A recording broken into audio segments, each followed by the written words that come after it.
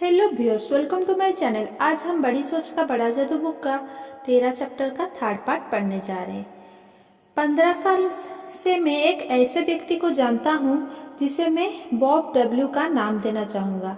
Bob की उम्र 50-60 के बीच है। उसने अपने दम पर सफलता हासिल की है। चूँकि उसकी शिक्षा ज़्यादा नहीं थी और उसके पास पैसा भी नहीं था, इसीलिए उसकी नौकरी 1931 में छूट गई। परंतु वो हमेशा संघर्षशील था, इसीलिए उसने चुपचाप बैठे रहने के बजाय अपने गैरेज में एक छोटी सी फर्नीचर की दुकान शुरू की। कड़ी मेहनत के बाद उसका बिजनेस जम गया और आज बॉब आधुनिक फर्नीचर निर्माता है और उसके कारखाने में 300 से ज्यादा कारीगर काम करते हैं।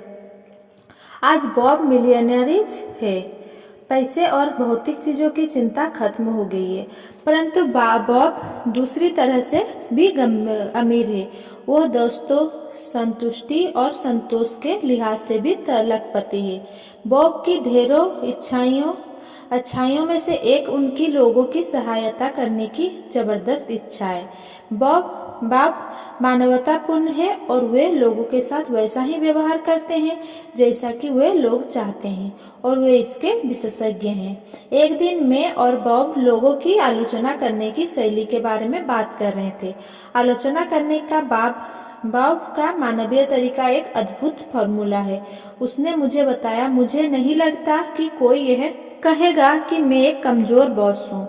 मैं एक बिजनेस चलाता हूँ। अगर कुछ ठीक नहीं हो रहा तो मुझे उसे ठीक करना ही पड़ता है, परंतु ठीक करने का एक तरीका भी होता है और तरीका ही महत्वपूर्ण होता है। अगर कर्मचारी ने कोई गलती कर दी है तो मैं विशेष सावधान रहता हूँ या वह अपमानित महसूस ना करे। मैं इन 4 आसान कदमों का इस्तेमाल करता हूँ। सबसे पहले मैं उनसे अकेले में बात करता हूँ। दूसरे में उनके अच्छे काम की तारीफ करता हूँ। तीसरे मैं उन्हें यह बताता हूँ कि किस क्षेत्र में वे बेहतर काम कर सकते हैं और मैं उन्हें बेहतर काम करने का तरीका बताता हूँ। चौथे में एक बार फिर उनकी अच्छी बातों के लिए उनकी तारीफ करता हूँ और 4 कदमों का यह फॉर्मूला काम करता है। जब मैं इसका इस्तेमाल करता हूँ तो लोग मुझे धन्यवाद देते हैं। मैं जान गया हूँ कि लोग को आलोचना सुनने का यही तरीका पसंद आता है। जब वे मेरे ऑफिस से बाहर निकलते हैं तो वे इसीलिए मेरी बातों का बुरा नहीं मानते, क्योंकि मैंने उन्हें याद दिला दिया कि वे न सिर्फ अच्छे कर्मचारी हैं बल्कि वो बेहतर कर्मचारी भी बन सकते हैं। लोगों को देखने का मेरा जिंदगी भर का तजुर्बा है और मैं यह जानता हूँ कि मैं उनसे जितना अच्छा व्यवहार करता हूँ उतनी ही अच्छी चीजें मेरे साथ होती है। ईमानदारी से कहा जाए तो मैं इस बारे में कोई योजना नहीं बनाता, ये अपने आप ही हो जाता है। मैं आपको एक उदाहरण दूं। कुछ साल पहले, शायद 5 या 6 साल पहले, हमारा एक मजदूर शराब पीकर काम पर आ गया। जल्दी ही फैक्ट्री में हल्ला मच गया। उसने वार्निश का 5 गैलन का ड्रम उठा लिया था जिसे वो फैक्ट्री में इधर उधर फैलाने पर आमादा था। दूसरे मजदूरों ने उससे ड्रम छुड़ा लिया और उसके सुपरिटेंडेंट ने उसे बाहर निकाल दिया। मैं बाहर गया और मैंने देखा कि वो बाहर दीवार से टिका बैठा था। मैंने उसे सहारा देकर उठाया, कार में बिठाया और उसे घर लेकर गया। उसकी पत्नी बौखला गई थी। मैंने उसे आश्वस्त किया कि सब कुछ ठीक हो जाएगा, परंतु आप कुछ नहीं समझते हैं। उसने कहा, मिस्टर डब्ल्यू, यानी कि मैं यह बर्दाश्त नहीं करेंगे कि कोई नौकरी पर शराब पीकर जाए। अब तो जिम की नौकरी निश्चित रूप से छूट जाएगी और अब हम क्या करेंगे? मैंने उसे बताया कि जिम की नौकरी नहीं छूटेगी। उसने पूछा कि मैं इतने यकीन के साथ कैसे ऐसा कह सकता हूँ। मैंने बताया कि मैं यकीन के साथ ऐसा इसीलिए कह सकता हूँ क्योंकि मैं ही मिस्टर डब्ल्यू हूँ। यह सुनकर वह लगभग बेहोश हो गई। मैंने उसे बताया कि मैं फैक्ट्री में जिम की मदद करने की पूरी कोशिश करूंगा और मैंने आशा की कि घर पर वह जिम का ध्यान रखेगी। मैंने उससे यह भी कहा कि अगली सुबह वो जिम को काम पर भेज दे। फिर फैक्ट्री लौटकर मैं जिम के डिपार्टमेंट में गया और जिम के सहकर्मियों से बात की। मैंने उनसे कहा, आज जो अप्रिय घटना हुई है उसे आप भूल जाएं। जिम कल काम पर लौट आएगा, उसके प्रति सहानुभूति रखें। वो काफी लंबे समय से हमारे साथ ही है और वो अच्छा कर्मचारी है, हमें उसे एक और मौका देना चाहिए। जिम वापस आया और उसकी शराबखोरी ने फिर कभी कोई समस्या खड़ी नहीं की। मैं इस घटना को जल्दी ही भूल गया, परंतु जिम नहीं भूला। 2 साल पहले लोकल यूनियन के मुख्यालय ने कुछ लोगों को यहाँ भेजा ताकि वे लोकल यूनियन के कॉन्ट्रैक्ट पर चर्चा करें। उनकी मांगे बहुत ज्यादा थी। जिम, जो बहुत शांत और नम्र था, अचानक एक लीडर बन गया। उसने अप्रत्याशित फुर्ती दिखाई और उसने फैक्ट्री के मजदूरों को याद दिलाया कि मिस्टर डब्ल्यू ने हमेशा उनके साथ अच्छा बर्ताव किया है, उनके साथ कभी अन्याय नहीं किया और इसीलिए हमें अपने आपसी मामले में बाहर वालों को बीच में लाने की कोई जरूरत नहीं है।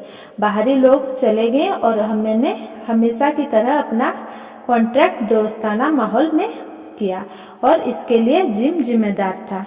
मानवीय शैली से बेहतर लीडर बनने को 2 तरीके हैं। पहला, हर बार जब भी आप लोगों से संबंधित किसी मुश्किल मसले का सामना करें तो खुद से पूछें, इससे निपटने का मानवीय तरीका क्या है।